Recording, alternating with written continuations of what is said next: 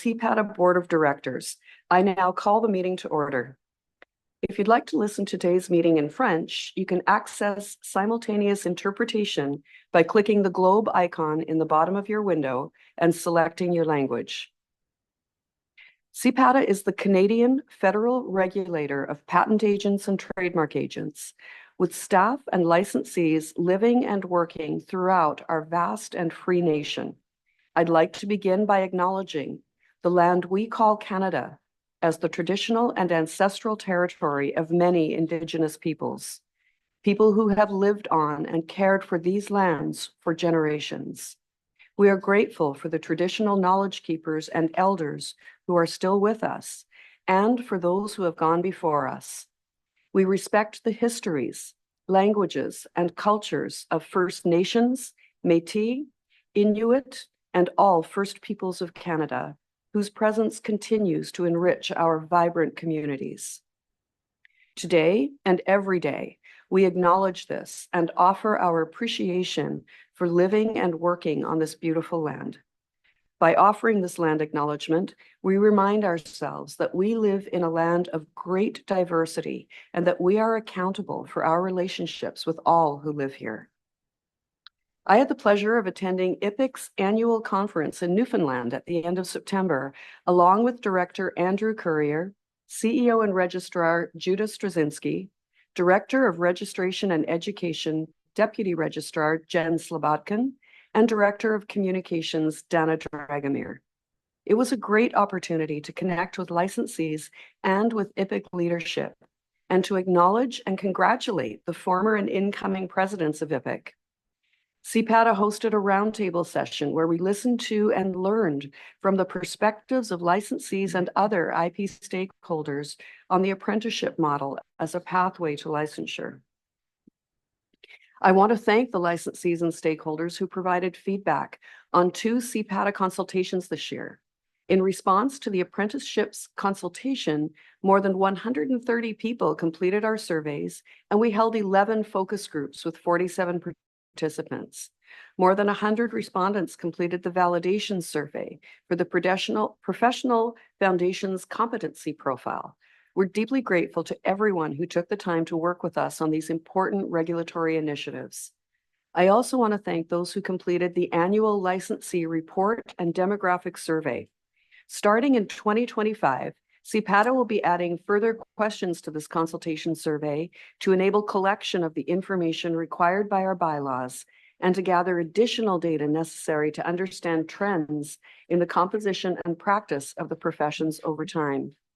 Anyone can provide input on the proposed new questions before November 15th by emailing info@CPATA, and I believe the questions are on our website, right, Judah? Yeah. Okay. On November 18th, CPATA's CEO and some of our board directors will host 2 virtual meetings, one in English and one in French, as part of our ongoing outreach to connect with licensees and learn about their diverse practitioner perspectives. Please join us by registering through Zoom. The link was provided in the October newsletter and will be sent out again next week in the November newsletter. We're delighted to celebrate the administration of the first knowledge exams and skills exams. The patent agent skills exams took place at the end of October, marking the last exams of 2024. CPATA's team worked tirelessly to redevelop the qualifying exams to align with the new technical competency profiles and to ensure that the exams are transparent, fair, and defensible. Congratulations to all writers. Our best wishes are with you as you eagerly await your results. And now, let's turn to today's meeting.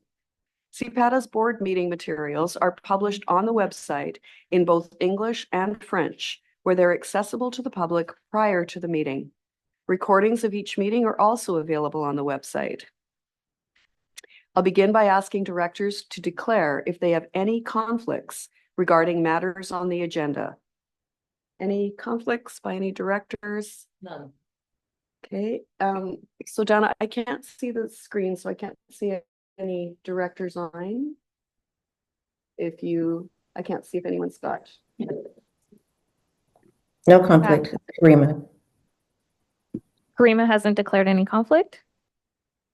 No conflict here as well. Steve Garland. Good morning, everybody. Okay, thanks very much. With no conflicts, would someone please move to adopt the agenda?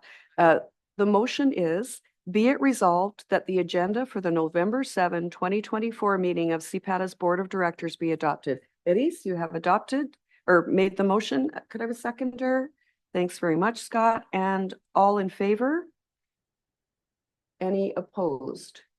So Dana, we're going to have to figure out a way where I can see the screen so I can see directors voting and see their faces and hands up if anyone wants to speak. Okay, there we go. Perfect. Okay, that's awesome. Good. Thanks so much.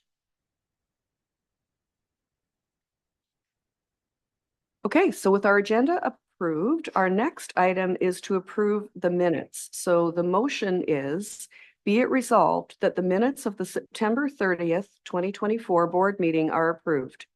So could I begin with asking someone to make a motion to put that motion on the table? Any director to make a motion? Thanks very much, Scott. And a seconder? Tom, thank you. The motion's on the table. Any discussion or comments on the minutes?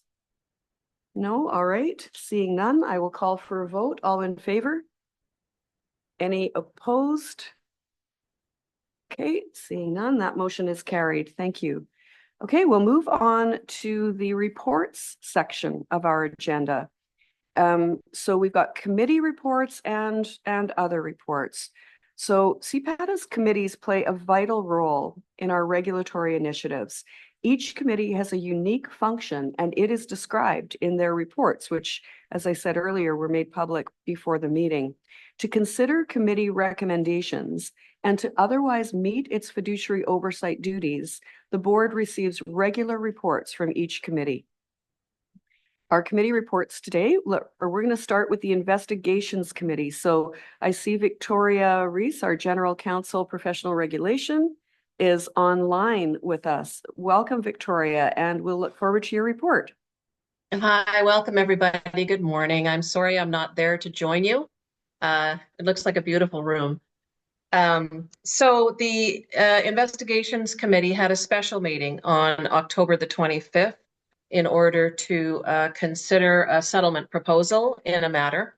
And that settlement proposal is making its way forward to the Discipline Committee. And they have their regular scheduled meeting on November the 28th. We have 2 open complaints that are making their way through the committee at this time. With respect to the Discipline Committee, they met on a panel, met on October the 2nd to hear the matter involving Eric Fincham. That was the hearing on the merits of the allegations. Once we have the written decision on the merits from the panel, they will then schedule a hearing on penalty. On November the 29th, we have scheduled the hearing in the matter of Matthew O'Day. And with those matters being dealt with, there are no other notices of application making their way to the Discipline Committee at this time. I'm happy to take any questions. Any questions from directors in the room or online? Okay, seeing none. Thanks very much, Victoria. We will now move on to the report of the Governance Committee. Mr. Conway. The committee, the new chair of the Governance Committee is not very good at following minimal instructions on how to address the board, so I apologize for that. Lesson learned. The Governance Committee met on November the 1st. And I'll just give a very brief overview of what's it. You have a report in the materials. I'm assuming you've read it, but for the purposes of the meeting today, the committee approved a motion to recommend to the board another appointment to the Registration Committee, and we'll be dealing with that in due course.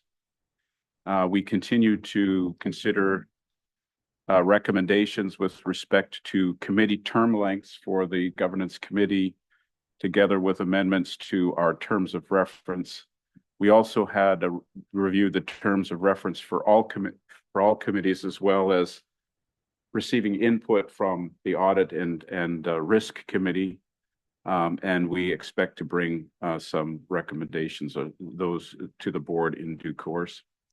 We continue to collaborate with staff to develop appropriate tools for assisting the board with an ongoing and annual self-assessments on our performance, and we're trying to make that an efficient process. So we're working on some ideas on that score, and we'll be bringing forward some recommendations in due course. And finally, we are also working on a process for CEO evaluation. As we know, the board has one employee that reports to us, and he is the CEO, or she is the CEO, whatever that, depending on who holds that office.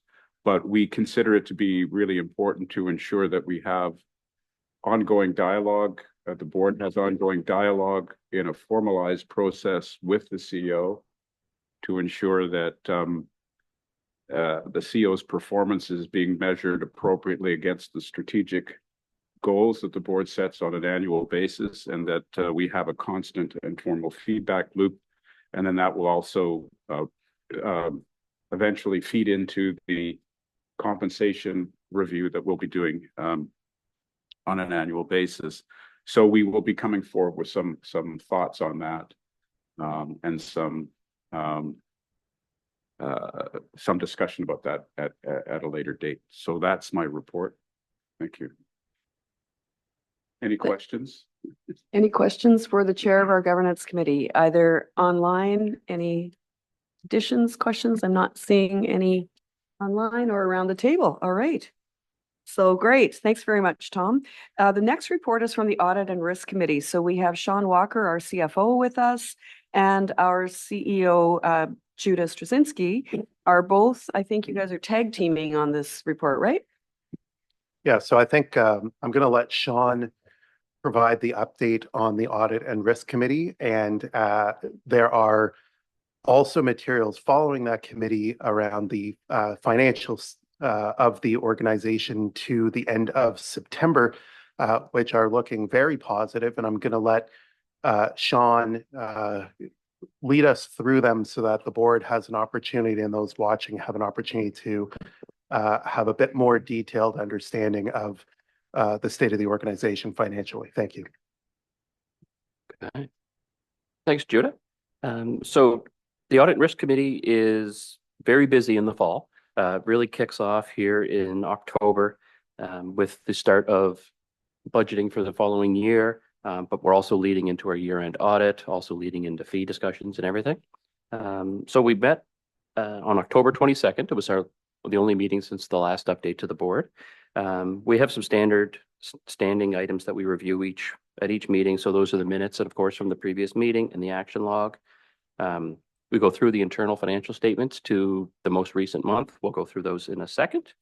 We also have a legislative compliance memo, which goes through all of our what we call statutory requirements, not just financial, but also under the Privacy Act and under the access to information.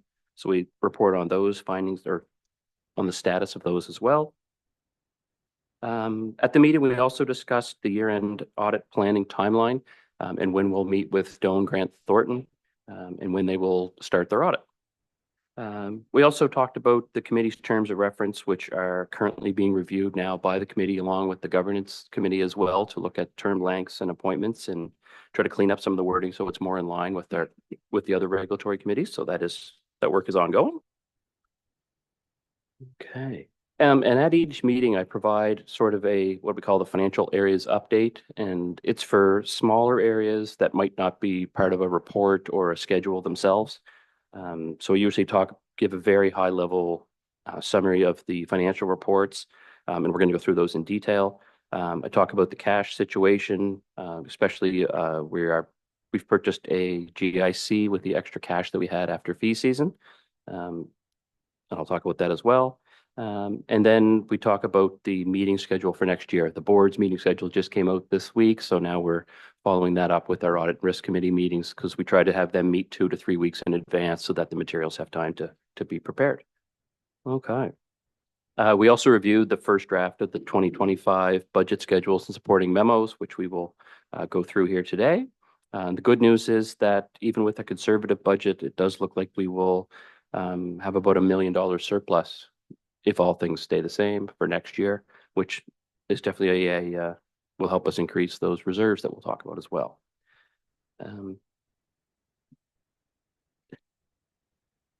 And we also talked about, or we will talk about, some of the policies that are going to happen over the next year. So our reserve policies, the investment policy might get relooked at, and might also look at a procurement policy.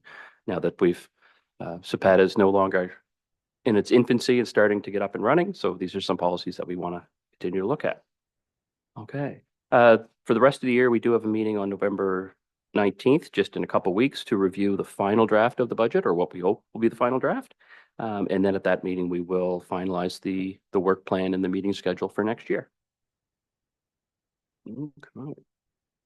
So that's the memo. I was also going to quickly run through a high level of financial statements as well, if that is all right. But if there are any questions on the memo so far. Okay, perfect. All right, so I'm going to start for the financial statements. I'm going to start on page 15. So that's the statement of financial position, or in layman's terms, the balance sheet. And there's really just a few items that I wanted to highlight there. So if you see under total cash and cash equivalents, at the end of September, we were just over 2.4 million. So that means cash in the bank and the GIC in the bank. And if you look at the prior year, this time last year, we were just under $1 million. So we're about 1.4 million higher than last year. And as an accounting nerd, just to show you how that really flows through the rest of the balance sheet, you'll see, so that 1.4, you'll see right down at the bottom, our excess of revenues over expenditures is 1.165 for the year. So that's 1.1 of the 1.4 increase. And then if you look at the deferred revenue, which represents the amount of fees that we collected early in the year, but have not yet been recognized into revenue, that difference is around 400,000. So those two numbers really there account for how the cash flow ebbs and flows throughout the year. So that's a quick synopsis of where we are. So cash is very healthy. So we don't, in our first 2 years with the running into November, December, we were kind of looking at invoices and what we could pay, or if there was anything we needed to hold, but now we are very healthy. So my work now has become more of a cash management with the GIC. How long can we keep the funds in there and earn as much interest as possible? Okay. So now I'm going to jump over to down to page 17, which is the budget versus actual. So this really encompasses our year-to-date statement of operations as well, or the profit and loss. But this report really sums it up very well. And there's a couple items that I wanted to flag here. The first being about 10 lines down under the total license fee income. You'll see year to date, we're just under 275,000 higher than budget. And we project that number at the end of the year will be closer to around 350,000. So if we factor that number in, plus the revenue contingency that we had projected, that we'd budgeted for just in case our revenue estimates were under what we expected. And then a little bit of exam fee shortfall. We're right to date, we're about $350,000 better than budget for income. And then under the expenses, I'm just going to highlight some of the bigger areas. So you see the first line is wages and benefits. We had budgeted 2 positions to help with the migration to a new financial system and to support the admin side.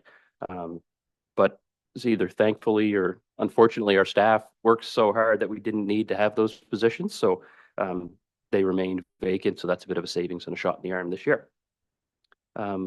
Legal fees is the next item I want to talk about. That's account 6030 legal fees. The discipline matters that we've faced this year, they've been, as Victoria mentioned a minute ago, we've had a lot of settlements happen early, and some of the cases haven't been as complex as we thought, so we haven't needed to use the legal fees that we had planned for. So again, that's very positive for us. So that's about 82,000 year to date in savings. down near the bottom of that page, when we look at the board of directors expenses, really, so we've got meeting expenses, travel, and meal costs.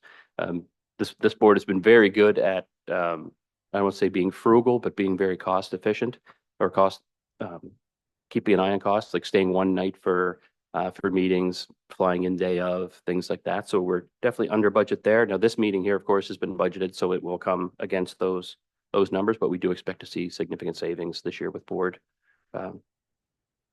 attendance and meeting costs. Okay. And then similar on the next page, the next area that I want to talk about was similar to the board meeting and travel expenses. We've got staff meeting and travel. So again, the staff have come to these meetings, but again, stayed short time, happens not before or after kind of information. And some of the training that we had hoped to do this year, we've just been so busy that we haven't been able to get as much done as possible. But that will continue into the future. So we'll see that in the budget. But again, there's another $48,000 of savings here to date. And then the one last number there is, you'll see we had that revenue contingency that I'd mentioned earlier. It was 100,000 for the year, so 3/4 of the way through the year, we were about 75,000 in savings there. So at the end of September, compared to budget, we're $850,000 better than budget. And if you consider the revenue less expenses, we're about 1.165 not better than budget, but better revenues exceeding expenses. So very healthy year so far. Okay. And then the next page just summarizes the cash flow. So it's really what I talked about on the statement of financial position. It's the net income and then adjusted for accounting adjustments up and down to get to where we are now at the 2.4 million in bank and GICs, as I mentioned earlier. Okay. And then the next couple pages in the package deal with that legislative compliance memo that I talked about. So it's both finance, payroll, HST, so sales tax and things of that nature. And this is where we report on each of these individual activities and the reporting requirements and if we're up to date or not. And I'm happy to say that everything on the report is up to date as of the end of September. That's the Audit Risk Committee report and financial statements. So any questions? Thanks very much, Sean, and thanks to the chair of our Audit and Risk Committee, Bob, and our Denise, you're on that committee, and Andrew, you're on that committee now too. That's awesome. So thanks to everyone and to you, Sean, for that. Comments, questions, thoughts from the board on the audit and risk presentation? I've got a couple, but I'll hold off and look to my colleagues around the table. Any comments, thoughts online? So I can see Karima. I don't see Steve. Is Steve online or? There you go. Steve, are you good? Do you have any questions or thoughts or comments? None for the moment. Thank you. Thank you, Sean. Okay. Okay.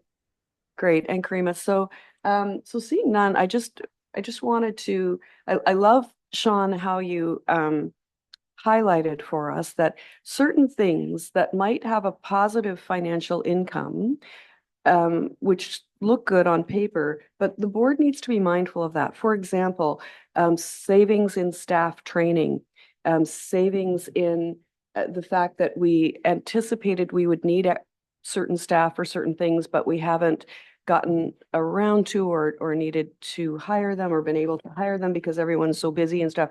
As a board, we need to be really mindful that those can also be signals of staff being overworked or at risk of burnout or those kind of things. So I just wanted to caution that as directors, we need to be mindful that something that's positive can also have another side to that coin, if you'll pardon the pun. So thanks, Sean, for bringing that up during your presentation.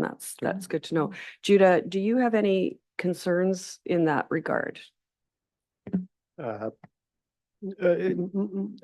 this time, we're still very much in startup, scale-up mode. I think we're keeping a careful eye. We certainly decided to go slower on certain initiatives this year, which meant fewer expenses than were expected at certain points.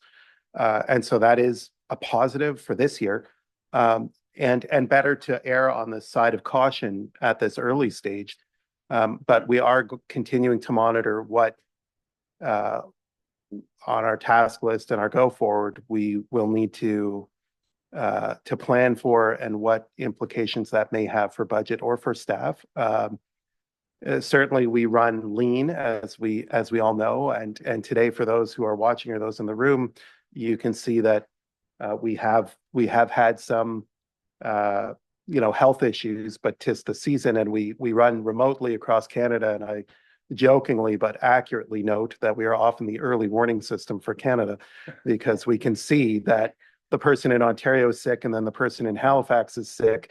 And so, we get a sense of things. So we're currently okay. We're managing the workload and the volume, and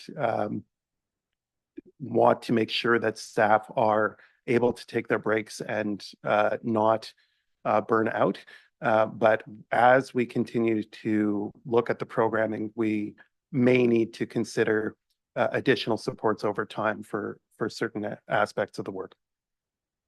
Yeah, it makes good sense. This is a small and mighty team. I'm always deeply impressed with the packages that we receive, the reports we receive, the great work that's done by such an incredible and small team. So thanks to all of you. All right, so we will now move on to the CEO report. Judah, back to you. Thank you, Ruth. Ruth, as chair, in her opening remarks, covered a lot of the areas of the CEO report. Just made sense to highlight so much of the outreach that we've been doing over the last several months. And so I'll just emphasize, I'm not going to go through the entire, albeit short, report, but just highlight that the annual licensee report and demographic survey that we've been having excellent response to, that is a consultation that is still open. If you are interested in participating, if you go to our website, the About Us section has a consultations icon. You can click on it, and it will show the annual licensee report and demographic survey information. That questionnaire, which is a bit more detailed and will take between 15 and 30 minutes to complete, is open until November 15th. And so we're looking forward to hearing from people so that we can refine these questions to make them as easy as possible. We've already received some excellent feedback that will help us refine certain questions so people understand that when we are looking for estimates, for example, that doesn't mean that they need to pull all of their files and start to try to ascertain how much time they're spending on X versus Y. We're looking for general, for example, on questions related to areas of practice. We're asking for general estimates. We're not looking for that level of precision. And so we know that there is some precision in the refined questions that we will be bringing forward. And we encourage others to have a look at them to make sure that they are as user-friendly as possible, so that in turn we can create consumer-friendly registries that have more detailed information about areas of practice and our profession writ large. So I encourage people to get involved, as this profession has been consistently, and this is one more opportunity for licensees to have their say. I'm going to turn to one other aspect of the report, which is a report on unauthorized practice. We have been monitoring frankly, a trademark scam that has been making its way through Canada like wildfire. I previously did quite a bit of work prior to joining CPATA on fraud prevention efforts in professional services. I can tell this board a very frequent type of scam to see. It is also one that is targeting mostly the owners of intellectual property rather than the licensees who provide services to those people.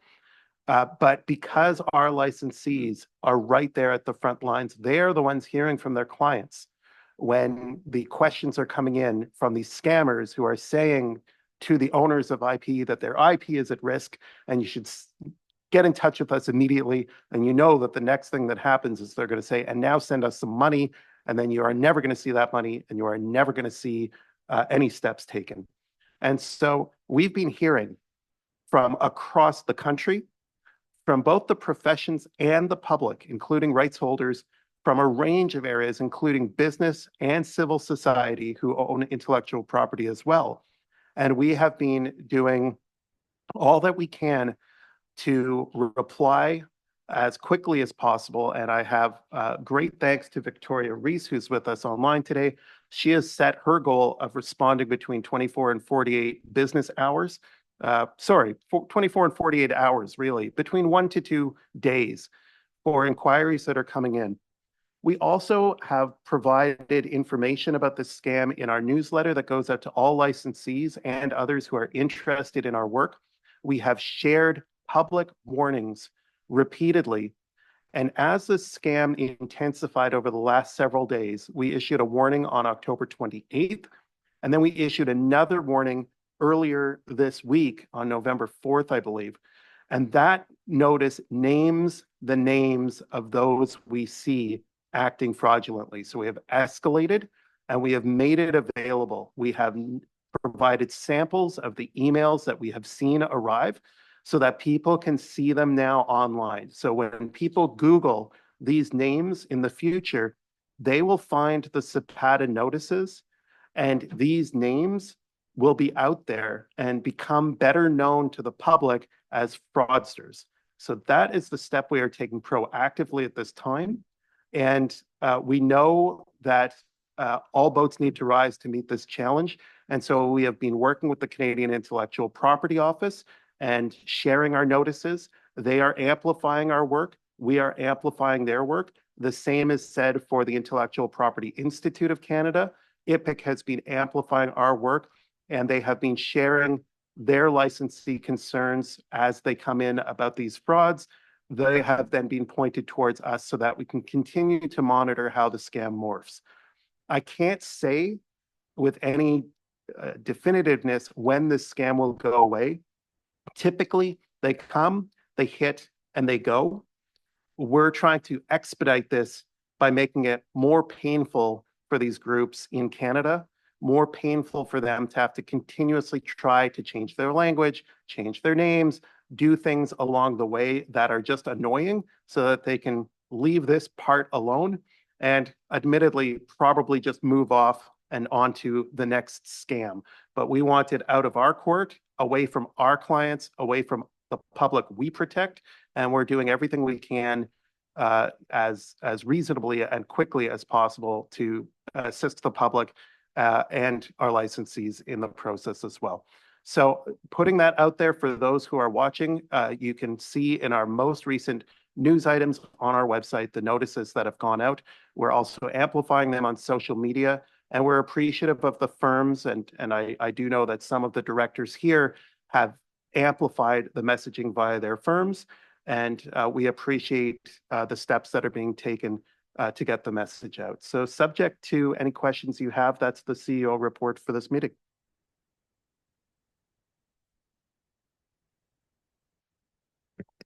Thank you, Judah. Any comments, questions, thoughts from directors on the CEO report? Okay. Very good, thank you. Thank Nothing you. for me. Thank you. Okay. Thank you, Judah.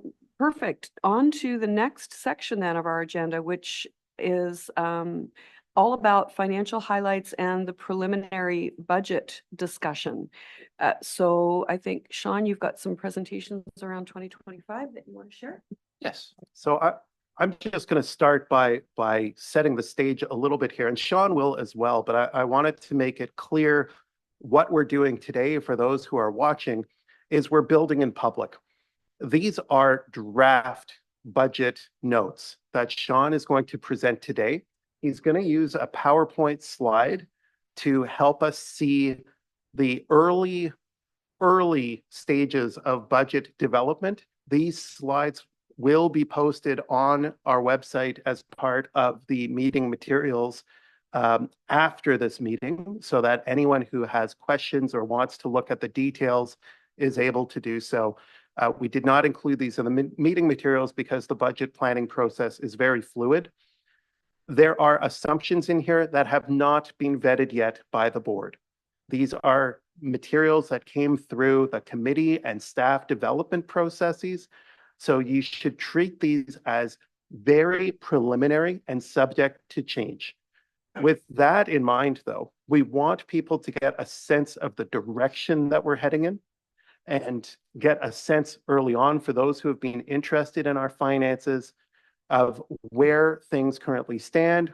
And so we've been doing this the last few years where we build in public. We show people where the drafts are at. We show where the assumptions are. There may be changes. There will be changes. But we want people to be able to appreciate the process and to see some of the steps that we take along the way. And so with those strong caveats in place, I'm going to pass it back to Sean. Perfect. Thanks, Judah. Okay. All right, see if I can get so welcome to the introduction to the 2025 CPATA budget presentation. Okay. So as far as the timeline goes, is a bit of historical information. The process really begins over the summer with the heavy lifting really taking place in September, October, where I meet with each of the staff members, with Judah, with the Audit Risk Committee, and we start to look at what changes have taken place this year that we're going to need to factor into next year. So we do that lifting really in the September, October timeframe. And then a couple of weeks ago, all that information was compiled and brought to the Audit and Risk Committee at their meeting on October 22nd. And then the third box there is today. Today is the November 7th board meeting to review these initial assumptions. Then the plan will be any feedback that comes out of today's meeting and the strategic planning session. Judah and I will bring back to the Audit Risk Committee meeting in a couple of weeks at their meeting on the 19th. We then put all that information together and then come back to the board on December 5th to present what hopefully will be the final budget with some tweaks to be then implemented for January 1st. Okay. So really to set the stage and talk about our fiscal reality, for 2024, the budget was very conservative, especially on the revenue side.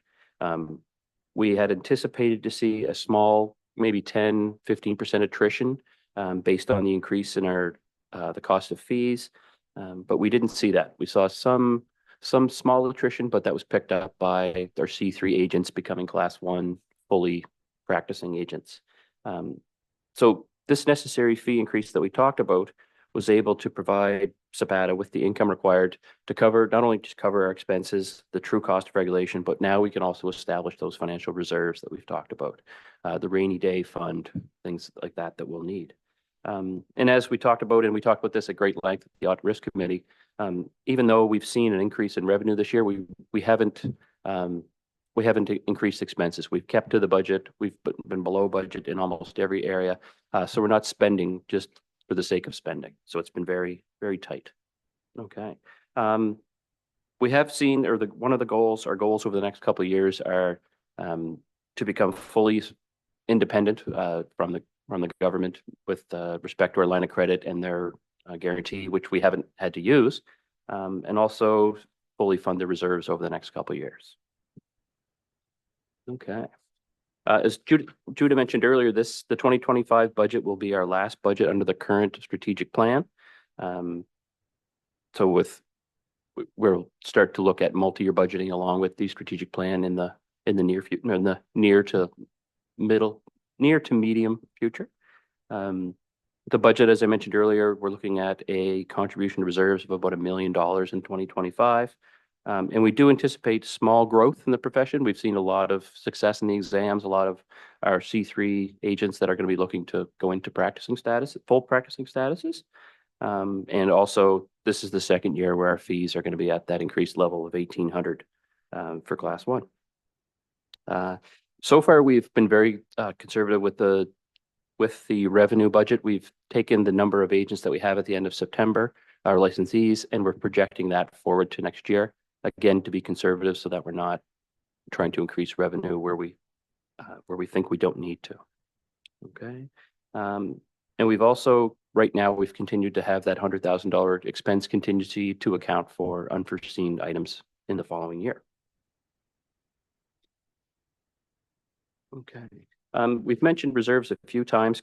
Currently, the target for the reserves are we've come up with 750,000 for the professional regulation reserve. So this would be for those 1 in a 10-year type cases where costs can get extraordinary very quickly. In the operating reserve, we've been focused on 6 months of operating expenses. So currently our expenses are just around 3 million. So half of that, or 6 months, is 1.5. Now, with this year coming, because we're expected to be able to fulfill our reserve levels, the Audit Risk Committee is going to do a real deep dive into comparable and benchmarks just to make sure that we haven't missed the boat, especially around the professional regulation reserve, just to make sure that we're covered. Okay, and as I mentioned earlier in the presentation, our reserve balance at the end of this year with that million one in injection should be around 1.65. And if we do go with a surplus budget of about $1 million for 2025, that gets us up to about 2.6, 2.65. Okay. So for the budget, for the income side of the budget, it's again just explaining the level of fees. So we've got 1,800 for a class 1. The dual agents where it's buy one, get one half off. So if somebody's a dual patent and trademark agent, they'll get one at 1,800, then the next one is at 900. And any class 2 agents, those who aren't presenting before CPO, they get about a 20% discount down to 1,500. And again, if they were a dual agent, it would be 1,500 plus a half of that for 2,250. Also, 2025 is going to mark the first year that we're going to have 2 knowledge exams. This year we had one in the spring. Now we're going to have one in the winter, one in the spring. So that it should bring in a little bit of increased revenue, but it also increases our expenses because we've got to run two exams with the software and the invigilating and things of that nature. Okay. Interest income, we've been better than budget this year because we had additional funds that we could put into those GICs with some very high rates of interest. And I had to look at this week because when we invested in June, the rate on our variable GIC was 5.2%. Now it's down to 3.95. So we've gone down 1.25 points in just 3.5 months. So that was very interesting. So we're going to have to look at that when we budget next year. Yeah. Okay. And then we're going to talk about the CPI increases and the way they work with the bylaws later, a little bit later. Okay. And then what could be the most perfect Pac-Man graph to show our revenue. You'll see that our license fees make up about 92% of income, so almost all of it. So Pac-Man's eating the other small areas. We do have exam fees about 5%, and then we've got application and certificates, and then some interest income. Okay, but again, the big number is our license fees. Okay. Now, when we move over to the expense side, again, trying to be consistent, conservative, and complete so that we make sure we get everything. Under the board and regulatory committees. So the committees are still learning their way around the number of meetings that we need to have, the size of the committees, when they meet, and things of that nature. So we keep an eye on that. I have a tracker where I track all of the different committees and the different meetings throughout the year. So we're keeping an eye on that. I mentioned earlier the discipline and hearing legal costs. We expect them to be down a little bit next year, just seeing what we've seen this year with the complexity and the length of the matters. Registration, Jen and crew have done a great job of establishing the competencies, the pathways to profession, and the development of the exam. So a lot of that work is now in maintenance instead of development. So we do expect some of those costs to go down. Salaries and benefits, you have a new full-time or a new on-staff part-time CFO. So there's been a change in the nature of some of the remuneration for employees. But we don't think we're going to need those partial employees for next year. So we've taken those out, but added in costs for increased merit and cost of living increases for staff. Staff travel and training. Again, where Judah and I have been going through looking at the schedule and see what we can do for staff members. And then comms and stakeholder relations. So this is Dana's area. So we've got increased costs for enhanced outreach and engagement activities or initiatives are always trying to engage with the profession. And then again, the expense contingency, we've set it at around 100,000 for next year. And then the graph for the expenses is much more detailed, we'll say, than compared to the revenue side. But you'll see there's 3 or 4 really big areas. So we've got salaries, benefits, and the contracted staff, which makes up about 42% of the expenses, or just over 30% of our revenue. The other big areas, again, are exam costs. So up in that top left corner. So that's the exam board, the subject matter experts, those types of fees. In the left, in the reddish area, we've got the legal fees, which again relate to the discipline matters. And then down on the bottom is where we have the regulatory committees and the board of directors expenses. So those are really the biggest 4 areas, with of course being staff compensation being the largest. Okay. Now I won't walk through, of course, the whole draft budget for next year, but you can see that the total estimated income is just under 3.9 million. And again, that's based on the number of agents and licensees we've seen to date. I mentioned the board of directors and the regulatory committees, very similar to this year. It's just a matter of the deck chairs being moved month over month, and if there's additional chairs needed for new members, or if we're reducing sizes. Legal fees I'd mentioned are going down, so you'll see they're going from 317,000. We're projecting down to 240, 242. And then you'll also see another little bit of savings under the consulting, under the registration and competency group. So that's where I mentioned Jen's team has been really good at developing a lot of those materials. So the maintenance ongoing. And then salaries and benefits are going up slightly this year, again, for cost of living, CPI increases, merit raises, and things of that nature. Staff training, as I talked about, we do expect to see some savings this year. And then we've left the contingency of 100,000 in. So you'll see right now the draft surplus is just over $1 million at 1.026 million, which will then go into the net assets or the reserve balance. Okay. So again, the statement of financial position or balance sheet I talked about earlier. You can see at the end of this year, we're expected to have total assets just under 1.9 million, which is made up mostly of our cash and GICs. And then when we look to the budget for next year, because we have that $1 million surplus projected, we expect to see the cash go up by the end of the year by that corresponding $1 million.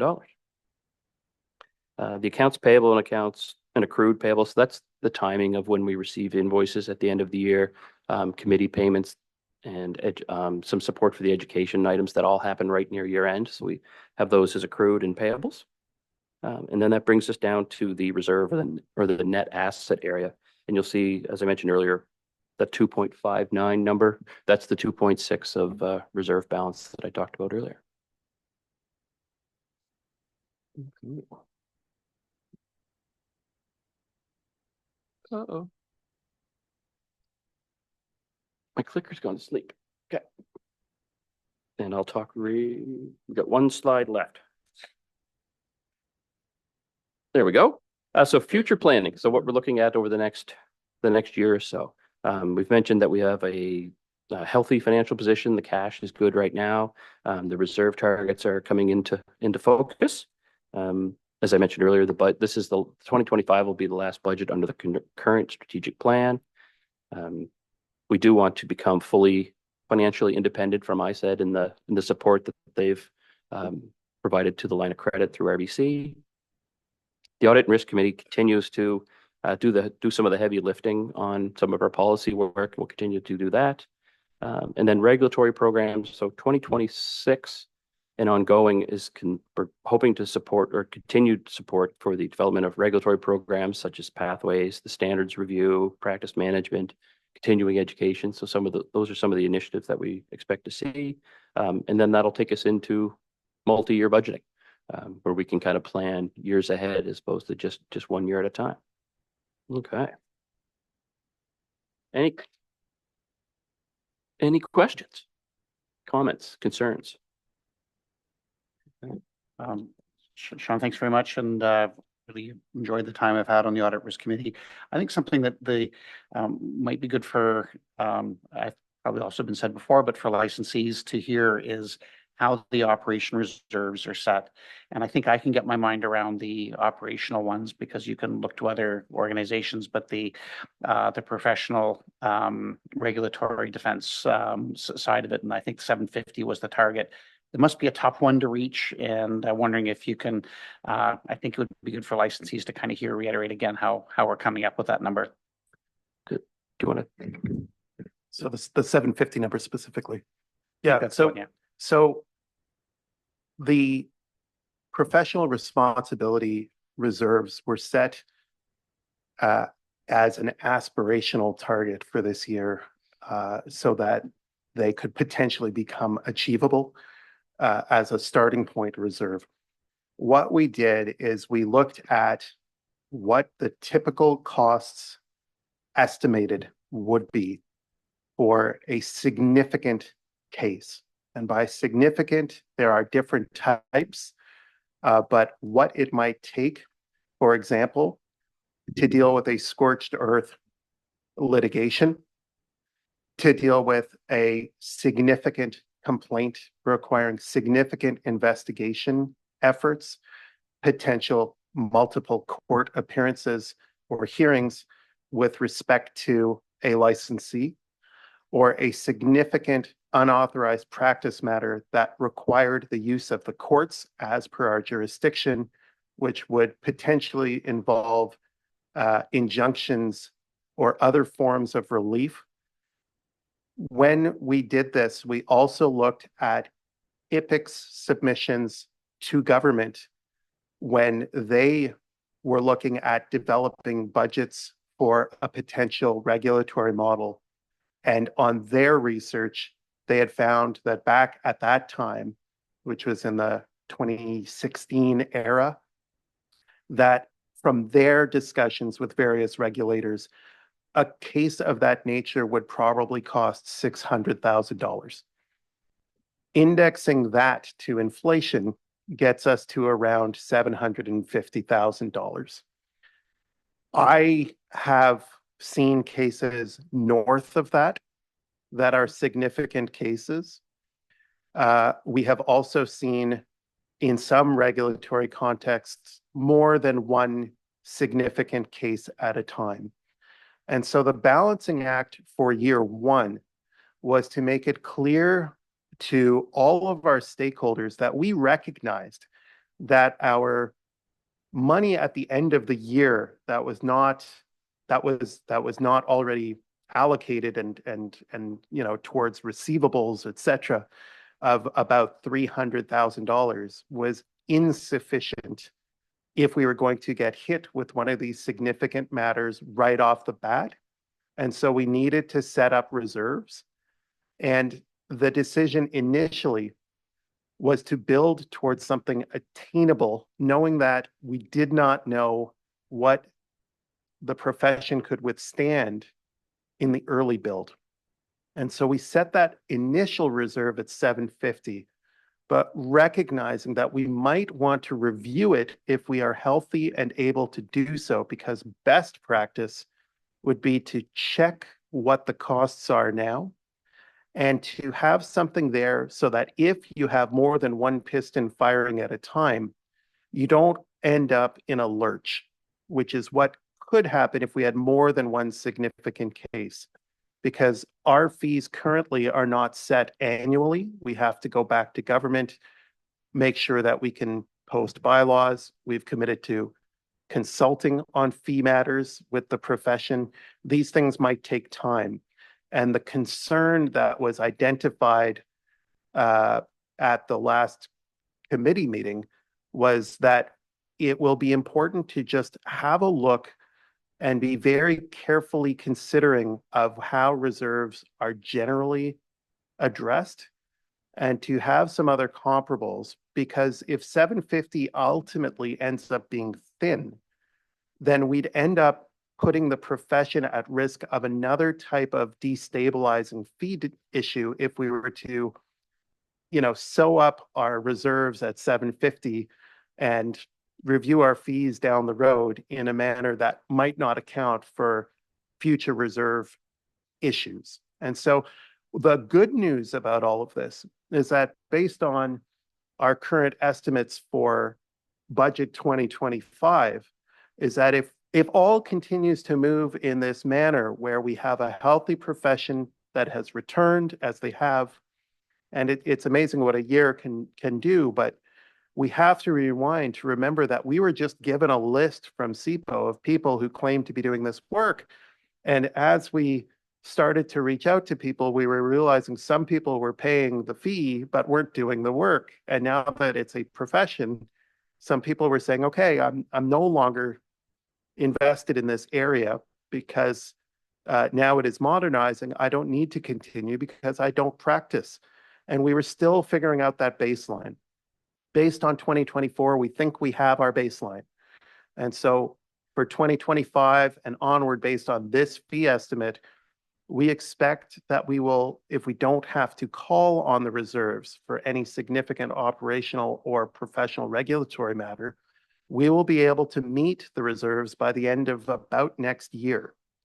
And so if the reserves needed to chart upward, that doesn't necessarily mean that there would be any fee increase at this time to make that happen, which would be positive. So we have some work to do here to make sure that we have the right level based on risk and based on the fact that markets are coming down. So we can't just build those reserves over the next 10 years at 5% interest or 10% interest. We need to make sure that we are ready in case of emergency, and that's what those reserves are intended to do. So we want to be able to set them and ideally kind of forget them until we need them.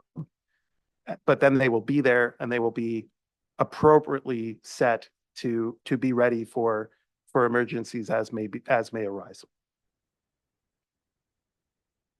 So it sounds like that's great. Thank you. This is really helpful. That we'll probably have another iteration of maybe looking at other regulators, other jurisdictions, maybe within Canada, similar ones outside, and see whether we've got the right number or not. It'll certainly be Canadian and Canadian only. And I need to stress here, because there are reserves by other foreign regulators, but their legal systems are so different in terms of the cost and in terms of cost rules that apply, that we just need to keep it to the Canadian context. But certainly we'll be doing a review and providing it to the Audit and Risk Committee, and they can in turn consider the risk tolerance.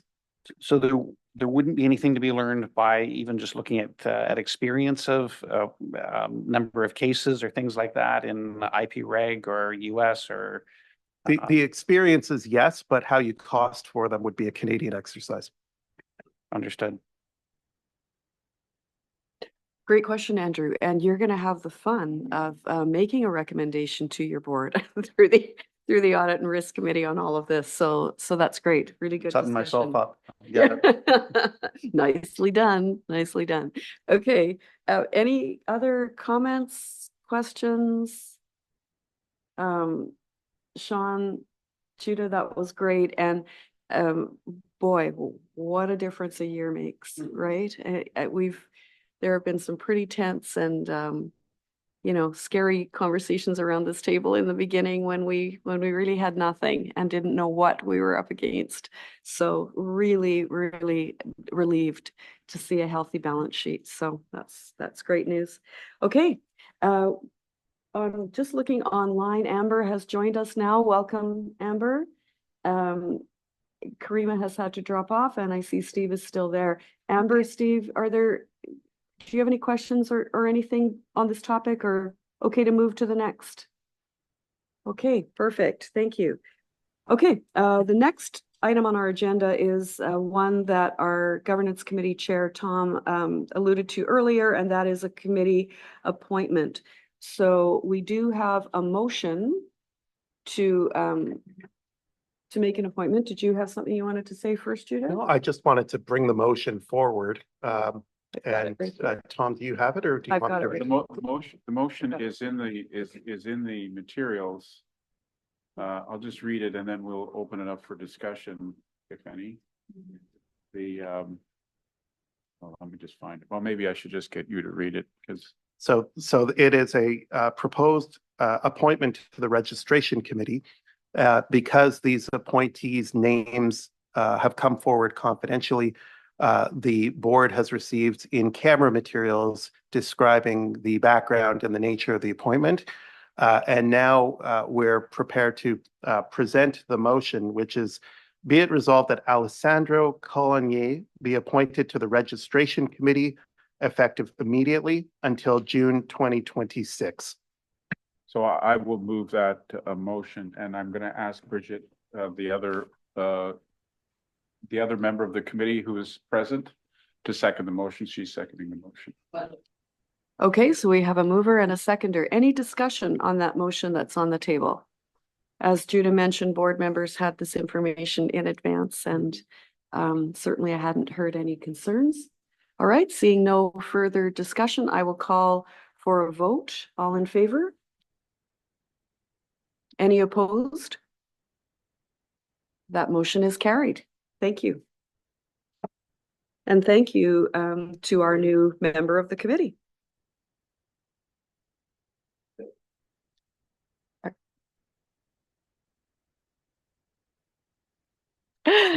You're practicing, so you really don't have anything further to add, Mr. Chair of the Governance Committee. All right, sir. Okay, that is great.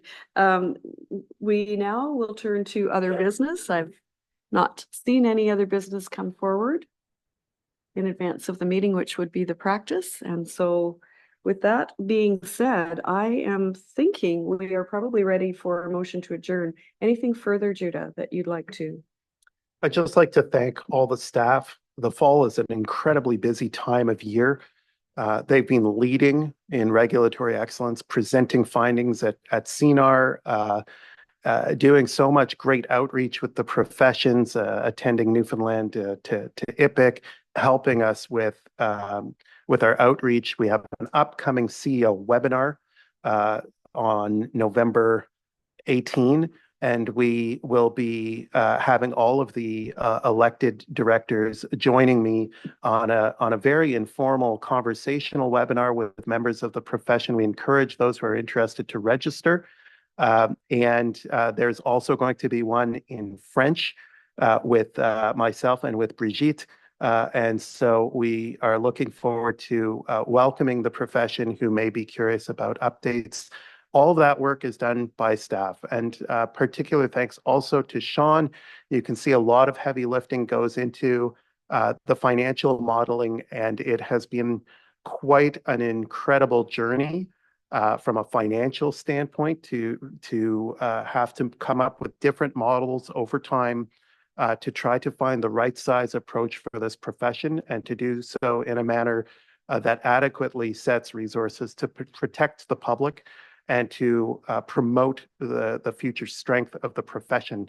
And I think we are on good, solid ground, with much thanks to Sean in particular, and to the committee that has been just so strong and in working through forecasting and in taking hard looks to assist the board as it will be looking now with its eyes on the budget and on the longer term. So I'm grateful to staff, and I just wanted to extend my thanks to them in public.